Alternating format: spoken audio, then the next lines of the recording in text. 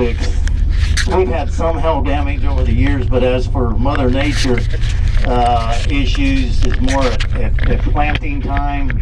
You know, if we're trying to get it out of the ground and we get like especially early in the season, we can get still some September monsoons, and so they can kind of hamper some of our stands and stuff in the beginning. We've had 2 years ago, it was so cold out east, especially. Actually we had some broccoli that was killed from multiple nights of 10-12 degree weather, because most of this stuff is kind of a tropical. Your vegetables are somewhat tropical, so they don't like cold weather, and that's what we need right now, is a little cold weather to kind of slow things down. And that kind of what we'll hope for in a situation market thing, like you're saying there, is if we were to get a real strong cold front come in here, slow everything down, keeps the workers out of there till 10, 11 o'clock, noon, we can't get that much to the market, and so the price goes up. But really damaging wise with weather, a lot of moisture, heavy dews, we get mildew, but most of them are not crop, we don't lose the crop.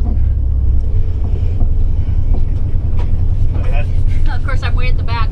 Can you talk to us about the irrigation? I understand that some of the irrigation canals are running one way, some are running the other, and some are salinated and some are desalinated and all that kind of stuff. Can you talk about that?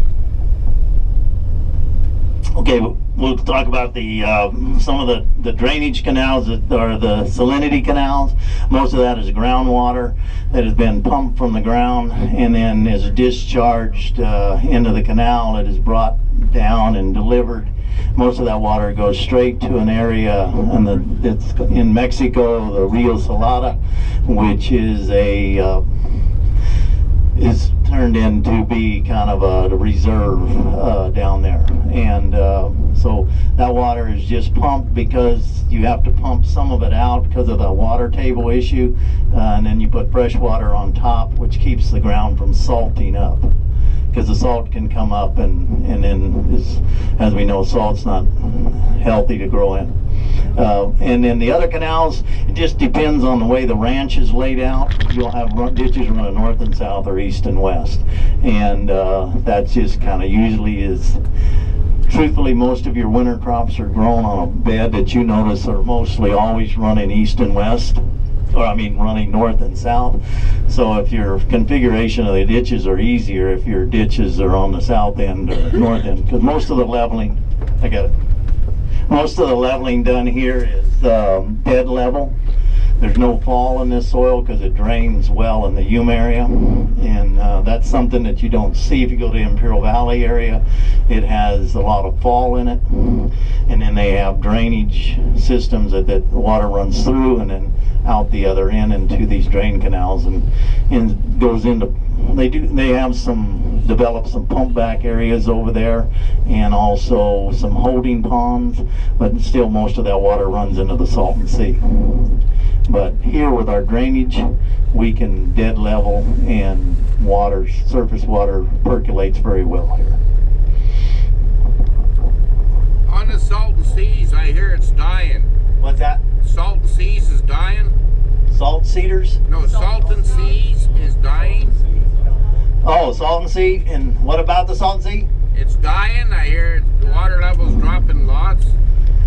Yes, they have done some that the water level has dropped there. The Salton Sea, depending on who you talk to, has said the Salton Sea's been dead for a while. You know, there's no fish and stuff in there because of the high salinity. It's probably the most salty,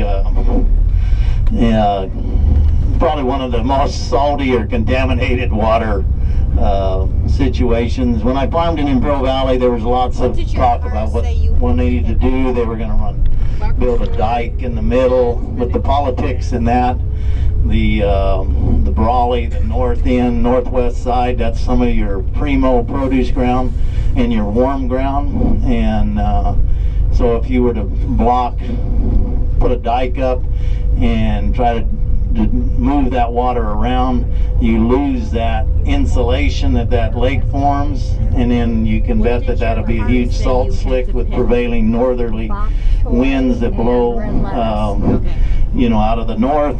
Then you would be spreading that over that ground.